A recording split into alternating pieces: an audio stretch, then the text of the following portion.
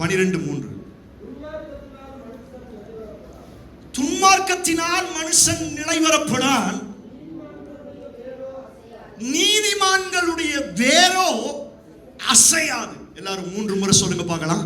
நீதிமான்களுடைய வேரோ அசையாது. மறுபடியும் சொல்லுங்க. நீதிமான்களுடைய வேரோ அசையாது. நீதிமான்களுடைய வேரோ அசையாது. எத்தனை ஒரு ஆமென் சொல்றீங்க? நான் நீதிமானா இருந்தால் என் வேர் அசையாது என்று கர்த்தர் வாக்குத்தத்தம் பண்ணுகிறார். எத்தனை பேர் இந்த வார்த்தைக்கு ஆமென் சொல்றீங்க? சத்துரு எனக்கு விரோதமாய் எத்தனை ரீதியில் எழும்பி வந்தாலும், சத்துரு என்னை அசைக்கும்படியாய், என்னை கீழே தள்ளி போடும்படியாய், என்னை இருக்கிற இடம் தெரியாமல் அழிப்பதற்கு வந்தாலும் ஆண்டவர் சொல்லுகிறார், நீ நீதிமானா இருக்கிறபடினால உன் வேற டச் பண்றதுக்கு அவனுக்கு அதிகாரம் கொடுக்கல. எத்தனை ஒரு ஆமென் சொல்றீங்க?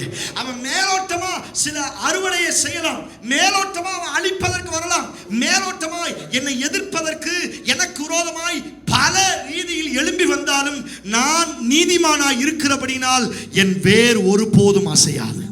நல்ல அந்த வார்த்தைக்கு ஒரு ஆமென் சொல்லுங்க பார்க்கலாம். நான் சொல்றேன், நீங்க நீதிமானா இருந்தீங்கன்னா உங்க வேற அவன் ஒரு நாள் அழிக்க முடியாது.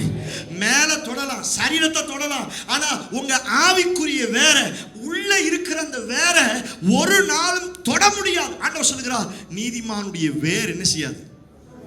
பைபிள் வாசிக்கிறீங்களா? அவர்கள் அசைக்கப்படாத மலையை போல் இருப்பார்களா? எத்தனை ஒரு ஆமென் சொல்றீங்க? எத்தனை ரீதியில வந்தாலும் இந்த காத்து அடிக்கிற காற்று மேல உள்ள கிளையத்தான் என்ன செய்யும், ஆனா உள்ள இருக்கிற வேற எப்படித்தான் இருக்கும்? அது ஸ்ட்ராங்கா இருக்கும், அது ரொம்ப ஸ்ட்ராங்கா இருக்கும். அது ஆழத்துல இருந்துச்சுன்னா, அது ரொம்ப ஆழமா இருந்துச்சுன்னா அது ரொம்ப ஸ்ட்ராங்கா இருக்கும்.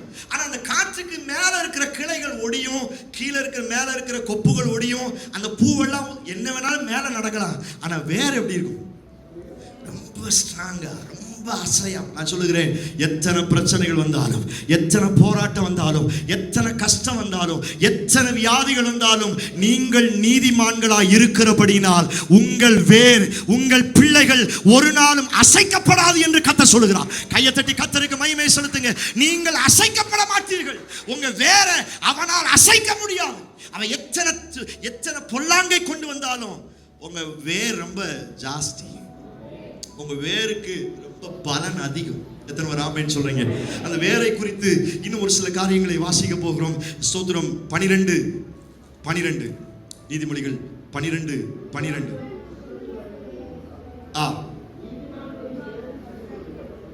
நீதிமானுடைய வேர். எத்தனை பேர் ஆமென் சொல்றீங்களே? சத்தமா ஒரு ஆமென் சொல்லுங்களேன். முதல்ல வாசிச்சோம், நீதிமானுடைய வேர் என்ன செய்யாதான்? அசையாதா. 2 ஆண்டவர் சொல்லுகிறார், நீதிமானுடைய வேர்ல என்ன செய்யுமா? எத்தனை பேர் பெற்றுக்கொள்ள ரெடியா இருக்கிறீங்க? சத்தமா ஒரு ஆமென் சொல்லுங்களேன். சோத்ரம். எந்த இடத்துல கனி இல்ல, எந்த இடத்துல பலன் இல்ல அப்படின்னு யார் விரோதமா எழும்பினாலும் கர்த்தர் இன்றைக்கு இந்த வார்த்தையை உங்களுக்கு தீர்க்க தரிசனமாய் சொல்லுகிறார். நீங்கள் நீதிமானின் வேரா இருக்கிறபடினால் உங்க வேர்ல கனி வரும்னு கர்த்தர் சொல்லுகிறார். எத்தனை பேர் ஆமென் சொல்றீங்க? இந்த கேரட்டு, இந்த பூமிக்கு கீழே விளையிற அந்த கிழங்கு வகையில எல்லாம் வேர்ல தான் என்ன இருக்கும்? அந்த பலனே எங்க தான் இருக்கும்? வேர்ல தான் இருக்கும். சோத்ரம். முருங்கை மரம் மேல இருக்குது, அது காத்து அடிச்சுச்சுன்னா அது அந்த பூவெல்லாம் என்ன செஞ்சிடும்? கீழே விழுந்துடும்.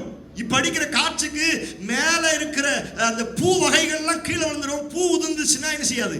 பலன் கிடைக்காது. ஆனா இங்க ஆண்டவர் சொல்லுகிறார், நான் உன்னை மேல கனி கொடுக்கிற ஆளா இல்ல, நீ வேர்ல கனி கொடுக்கிறவன். எத்தனை பேர் ஆமென் சொல்றீங்க? காத்து கூட டச் பண்ணாது. இந்த வார்த்தையை கர்த்தர் உங்களுக்கு தீர்க்க தரிசனமா சொல்றார். உங்க வேர்ல கர்த்தர் கனியை கொடுக்க போகிறார். காத்து டச் பண்ணாது. மனுஷன். எத்தனை பேர் ஆமென் சொல்றீங்க? சத்தமா ஒரு ஆமென் சொல்லுங்களேன்.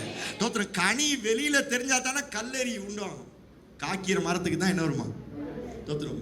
மாம்பழம் அழகா தொங்குச்சுன்னா 4 பேர் பார்த்து என்ன செய்வான்? எப்படா ஆட்டையை போட்டு போலாம் என்ன செய்வான்?